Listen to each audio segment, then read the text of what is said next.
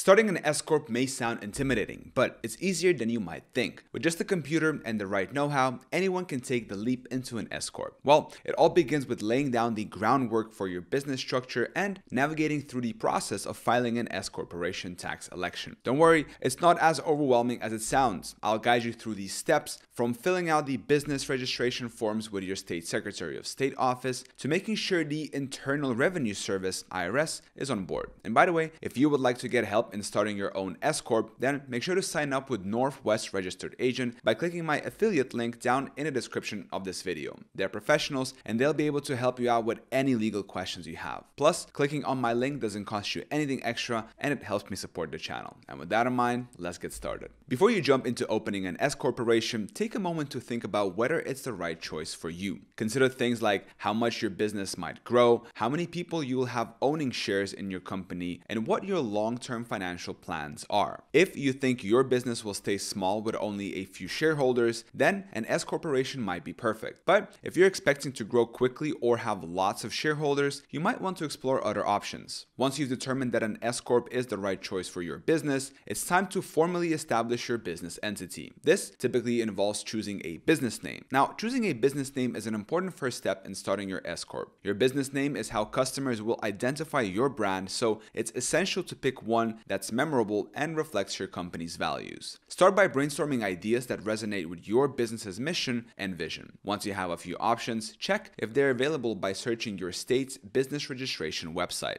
Many states require businesses to have unique names, so it's crucial to ensure that your chosen name isn't already in use. Additionally, consider whether the name complies with any naming conventions or restrictions in your state. For example, some states require LLCs to include LLC in their name, while others prohibit certain words or phrases. Once you've settled on a name, consider registering it as a domain name for your website to establish an online presence. After choosing your business name, it's time to set up your legal entity and select a registered agent. You'll need to decide whether to form your business as an LLC or a corporation, each with its own advantages and disadvantages. LLCs offer flexibility in management and taxation, while corporations provide liability protection and easier access to capital. Once you've chosen your entity type, you'll need to file the necessary formation documents with your state's business formation agency. This typically involves submitting articles of organization for an LLC or articles of incorporation for a corporation. Additionally, you'll need to select a registered agent who will receive legal documents and official correspondence on behalf of your business. While you can serve as your own registered agent in some states, many businesses opt to use a professional service to ensure compliance and privacy. Regardless of whether you choose to form your business as an LLC or a corporation, with your legal entity established, you'll need to obtain a federal tax ID number, also known as an Employer Identification Number, EIN. An EIN is a unique 9-digit number that identifies your business for tax purposes, similar to a social security number for individuals. You'll need an EIN to open a business bank account, hire employees, and file taxes. Fortunately, applying for an EIN is a straightforward process that can be completed online through the IRS website. You'll need to provide basic information about your business, such as its name, address, and legal structure. Once you've submitted your application, you'll receive your EIN instantly, allowing you to proceed with the next steps of starting your S Corporation. After obtaining your EIN, you can move forward with electing S Corporation taxation for your business by submitting Form 2553 to the IRS. This form notifies the IRS of your intent to be taxed as an S Corporation rather than a traditional C Corporation. To qualify for S Corporation status, your business must meet certain eligibility requirements, such as having fewer than 100 shareholders and only one class of stock. Additionally, all shareholders must consent to the S Corporation elections. Once approved by the IRS, your business will enjoy pass-through taxation where profits and losses are reported on individual tax returns rather than at the corporate level. This can result in significant tax savings for business owners, making S Corporation status an attractive option for many small businesses. Now, you've successfully elected S Corp status for your business, but your work doesn't end there. To sustain your S Corp status, you must continuously meet the eligibility criteria established by the IRS. This entails adhering to limitations on shareholder numbers and types, along with fulfilling ongoing filing and reporting obligations. Each year, you must file a distinct tax return for your S Corp alongside your personal income tax return. By filing the S Corp election, you inform the IRS that your business activity will be reported separately on its own business tax return. Your business tax return is typically due first in March,